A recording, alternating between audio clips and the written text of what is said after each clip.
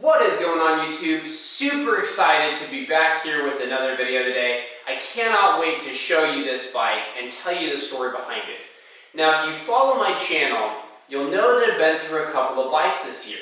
I started out the riding season on a 2020 Evil Offering version 1. Love that bike, and I'll go ahead and link a couple of playlists of the build of that bike right up here in this corner. Next, I decided to sell that bike and try something new. I found a 2021 Trek Fuel EX99 that I did a completely custom build on that. If you haven't seen the build video, check it out right here. It's amazing. This is probably the most expensive bike that I've built, the most expensive bike that I own, and have the most expensive, amazing set of parts on it, from Fox Factory to Noble Carbon rims to SRAM's Access wireless shifting system. Now after that, I built that bike up. It was super awesome, but I got back into the e-bike bug and ended up buying a 2020 Specialized Turbo Levo SL. That bike weighed in right at 38 pounds. It was super low mileage, super clean. I wrapped it in frame protectant, took really good care of it, and upgraded the fork to a Fox Factory 36. Now, I love that bike and I had a lot of fun, but ultimately I'm kind of tired of being in the super expensive bike range. My wife and I are expecting our second kid. I wanted to downsize my bike, and so I ended up selling actually trading, and that's where the story of this bike comes in, my Specialized Turbo Levo SL. So I posted my Specialized Turbo Levo SL onto my local classifieds because shipping an e-bike is very difficult. You have to be hazmat certified, which I'm not. I'm sure you can pay somebody to do it, but the cost of shipping that bike would have just outweighed anybody's need for it. So I found a local buyer who didn't necessarily want to pay me the exact amount that I was asking for, but was willing to do a cash and a bike trade. So I ended up working it out with him to where he gave me this bike. This is a 2018 Scott Genius 900 tuned. I had been looking for one of these Scotts for probably the last year and a half to 2 years. I wanted to do a frame-up build, but nobody sells these frames. So when this individual hit me up and said that he'd be willing to trade me this plus cash for my Specialized, I immediately took him up on the offer. Now here's the thing. I think a lot of people are starting to buy used bikes. The gap between what is a new priced bike and a used bike is starting to grow again. It used to be earlier in the year that they were pretty similar. But a new bike is now starting to become more expensive and probably out of the reach of most individuals. I think the biggest reservation of somebody buying a used bike is that they're worried about what they're getting and the problems that they might be getting into. So what I wanted to do was take an opportunity to look at this bike with you guys and go through a complete rebuild video of what I do to every bike that I purchase so that I know everything is running safe and sound.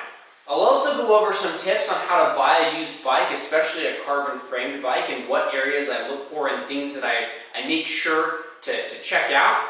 But I thought that this would be a cool opportunity to clean this bike up. We are going to restore this bike to basically new. Now this bike is not in amazing condition. Generally the bikes that I buy are ones that are probably a 9 out of 10 on the condition scale. I would rate this at about a 6. So it's not bad. It's a lot of cosmetics that I'm going to have to fix. There are some things that I'm going to have to repair and some rebuilds that I'm going to do on it, but it's all something that you guys can do right at home, and what I want to do is make a little video playlist on what I do. So we'll go ahead and get some shots of the bike as it is right now so we can do a before and an after, but I hope that you guys stay along for the journey. Please subscribe to this channel. I promise that I will keep this bike more than 2 months. I know that sounds crazy. That's generally my track record. So please subscribe to the channel. Comment below on your thoughts about my new bike. I got this for a great deal. I'm extremely happy. And the individual that bought my Turbo Levo SL also got a great deal on his end. So it was a win-win situation. So just make sure you subscribe to the channel. Let's do some before and after and then dive right into what I look for.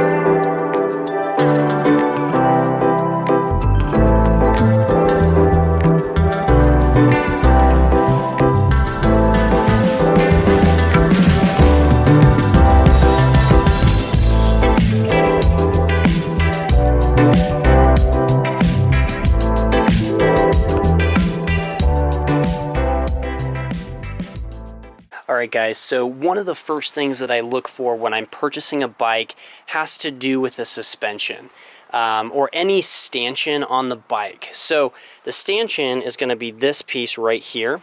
And if there are any nicks and scratches on that, that can affect the performance of the fork big time. It's a super expensive thing to replace. So make sure that when you're buying a bike, you always check your fork stanchions. Make sure that you check the rear shock, and then I always check the dropper post as well. All right, the next thing you want to look for is on a carbon frame such as this one. You got to be careful for cracks. Carbon, when it cracks, it loses all of its integrity, and you want to be sure that you don't get a cracked frame. So a good place to check is going to be all down the down tube here.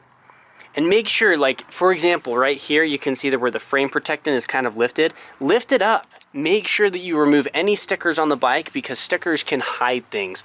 So you don't want to see that.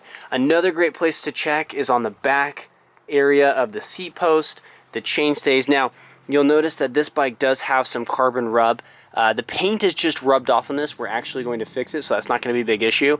But make sure that you check the carbon frame for any damage that might exist.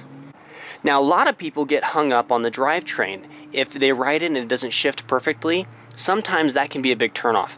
Honestly, for me, that's not. To take this into a bike shop, you can get this thing indexed for like 15 bucks, and they'll generally look at it and make it work like new.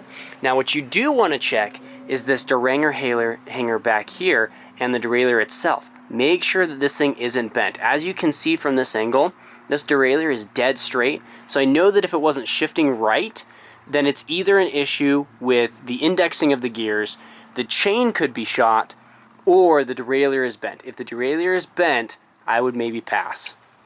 The other thing that I would check is always check your rear wheels on these things. So this one in particular doesn't have a carbon rim set with it. It's an aluminum, so I'm not as worried. But if you have a carbon rim, make sure you always check the rear wheel first to make sure there's no cracks or damages to that. The rear wheel tends to take the bulk majority of the damage. In fact, I've cracked a rear carbon wheel before. The other thing you want to do is you want to try to spin this tire around and see that the wheel is trued. If a wheel is not trued, then what you hope for is that it's not bent. If there's any bends in the rear wheel or anything like that, make sure that that you address that, because it likely means that you're going to have to replace the rim. If there's just a wobble in the rim but there's no dents on it, then you probably just need to true the wheel, and that's a very cheap thing to go ask a bike shop to do. Another thing that people get hung up on is brakes. If your brake lever pulls in all the way to the handlebar, it means that it needs to be bled. Self-service, this is actually super easy to do and a very quick job. So again, that's another one of those things that's not critical for me. If the brakes don't work perfectly, it could be as simple as changing pads or bleeding the system. Alright guys, I hope that you are as excited as I am about this bike. Thank you so much for sticking with me on the video today. Make sure you subscribe below, drop a comment, drop a like. Let's go ahead and get this thing cleaned up so that we can get working on breaking the bike down and making this thing new again.